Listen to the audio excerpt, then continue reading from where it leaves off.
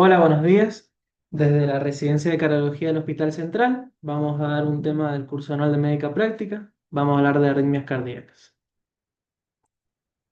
Dentro del temario, sí, de esta charla, vamos a hablar de bradiarritmias y de taquiarritmias.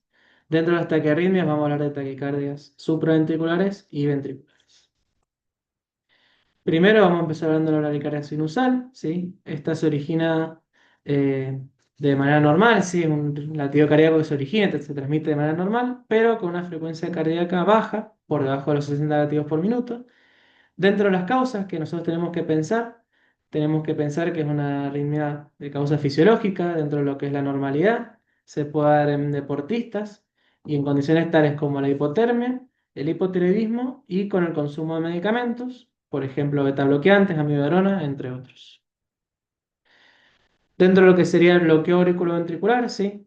Este es un bloqueo que se puede originar en el nódulo auriculoventricular, sí, a nivel supraiciano, en el haz de His o por debajo del haz de His, en lo que serían las ramas del mismo haz.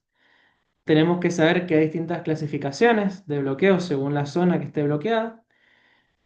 Veamos en este primer caso, sí, el bloqueo auriculoventricular de primer grado.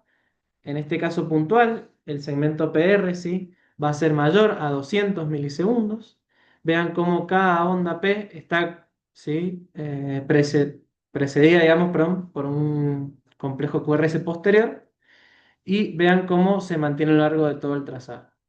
En el caso del bloqueo auriculoventricular de segundo grado, tenemos que ver si en el caso del MOITS 1, sí que es uno de los tipos de este bloqueo, vean cómo el segmento PR va, con el tiempo se va ensanchando cada vez más hasta que un complejo, una onda P, no conduce, no tiene el QRS posterior. Y vean cómo en el MOITS 2, el complejo, sí, pero en el segmento sigue siendo el mismo tamaño, continúa igual y uno de los mismos no conduce.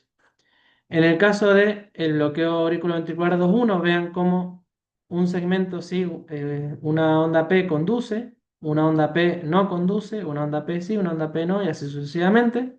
Y en el caso del bloqueo auriculoventricular de tercer grado, vean cómo las ondas P mantienen regularidad entre sí, pero vean que hay ondas P que no conducen y los complejos QRS son regulares también entre sí.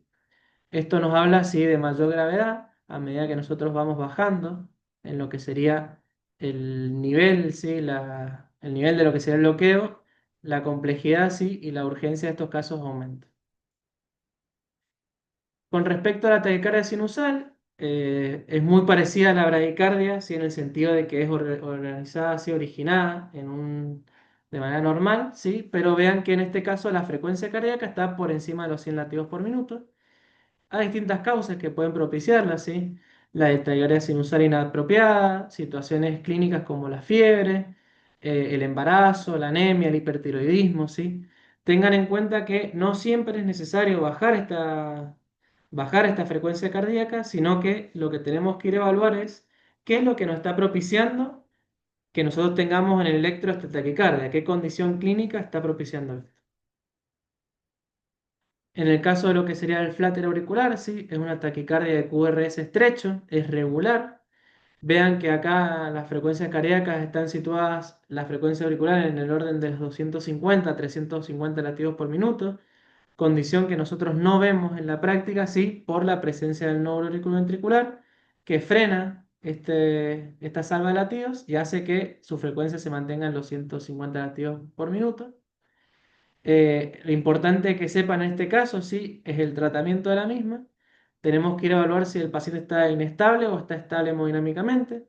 Si el paciente está inestable hemodinámicamente, el tratamiento es la cardioversión eléctrica sincrónica. En el caso de que el paciente esté estable hemodinámicamente, se va a buscar, por el contrario, controlar la frecuencia cardíaca. Esto se puede lograr, sí, mediante maniobras como el masaje del seno carotidio. Son maniobras que van a aumentar este bloqueo auriculoventricular. No van a tratar el flatten en sí, pero va a servir para poner en evidencia las ondas F que lo componen. La fibrilación auricular es otra taquicardia de QRS estrecho.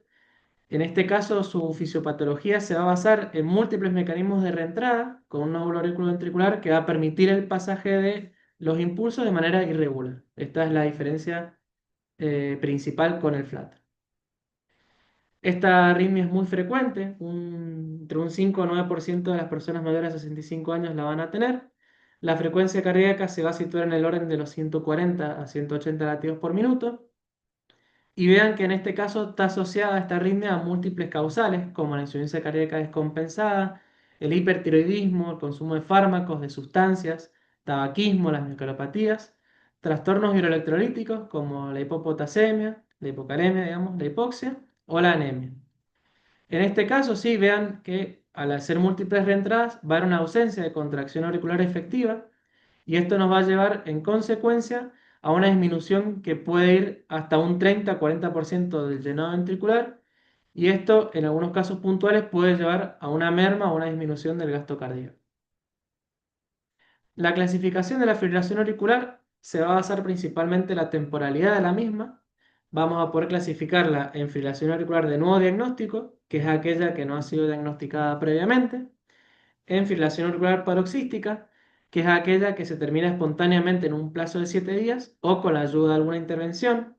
Generalmente se habla de que la mayoría de estos episodios suelen durar menos de 48 horas.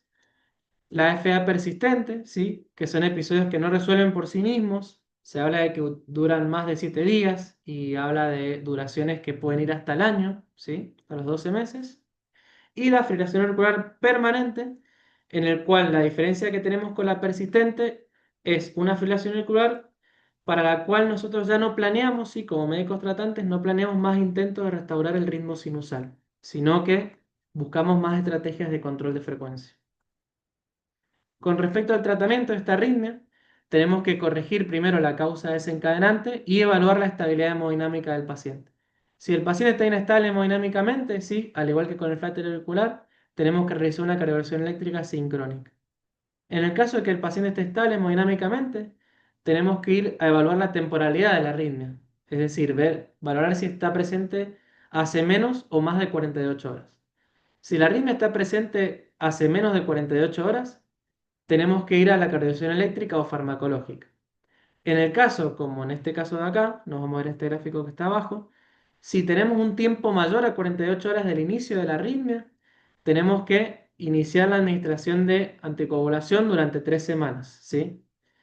Anticoagulación oral durante 3 semanas. Y realizar posteriormente un ecocardiograma transesofágico para valorar la presencia o no de trombo intracavitario.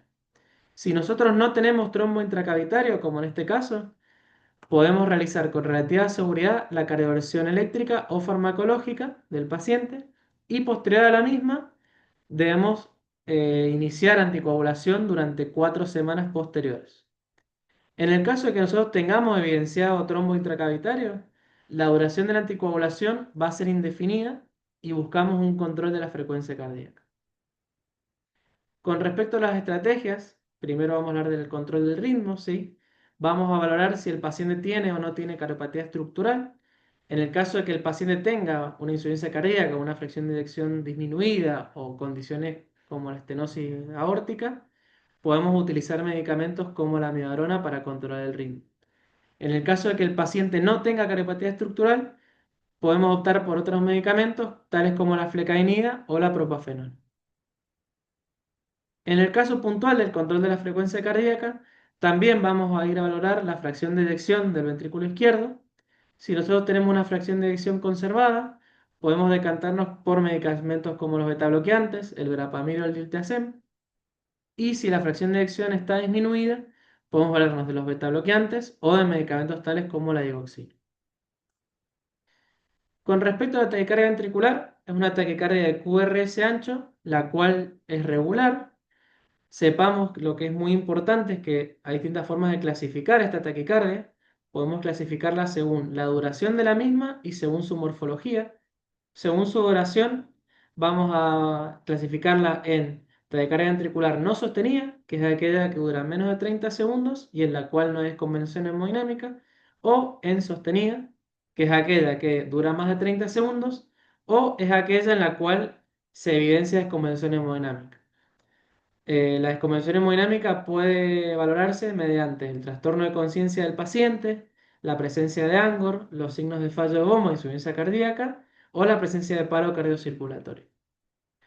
Y la otra clasificación que hemos mencionado, según la morfología, ¿sí? Podemos distinguir de dos formas: la taquicardia ventricular sostenida monomorfa, con o sin cardiopatía estructural, y la taquicardia ventricular polimorfa, con QT normal o con QT prolongado. Con respecto, sí, a la manera de evaluar, de valorar esta taquicardia ventricular y realizar el diagnóstico, tenemos distintos criterios, ¿sí? Los que nosotros utilizamos en la práctica clínica son los criterios de Brugada y los criterios de Berekay. Vean, en este primer criterio, el de Brugada, nosotros vamos a ir haciendo un algoritmo, ¿sí? Vamos a valorar si hay ausencia de complejos RS en precordiales, de B1 a B6. Si hay ausencia de estos complejos, estamos frente a una TB. Si no hay ausencia, seguimos bajando el algoritmo. Buscamos un RS mayor a 100 milisegundos en una precordial. Si lo tenemos, estamos frente a una TB. Si no lo tenemos, vamos a ir a buscar disociación auriculoventricular. Si la tenemos, estamos frente a una TB. Si no la tenemos, tenemos que ir a buscar criterios morfológicos para taquicardia ventricular presentes en B1, B2 y B5. Si nosotros encontramos estos criterios presentes, estamos frente a una taquicardia ventricular, y si no están presentes, nos decantamos por una taquicardia supraventricular. En el caso del criterio, los criterios de Berekay, tenemos que ir a valorar inicialmente si hay una onda R inicial en ABR. Si la tenemos, estamos frente a una taquicardia ventricular. Si no la tenemos, vamos a ir a buscar una onda R o onda Q inicial mayor a 40 milisegundos. Si la tenemos, estamos frente a una TB. Si no la tenemos, vamos a ver si hay muesca en la rama descendente del QRS o si es predominantemente negativo. Si esta condición se cumple, estamos frente a una TB. Y si no, tenemos que seguir realizando criterios diagnósticos de algoritmo, valorar el BIBT. Si este valor es menor a 1, estamos frente a una TB, y si no lo está, estamos frente a una taquicardia supraventricular. Los criterios de Berekay, sepamos que son únicamente en ABR.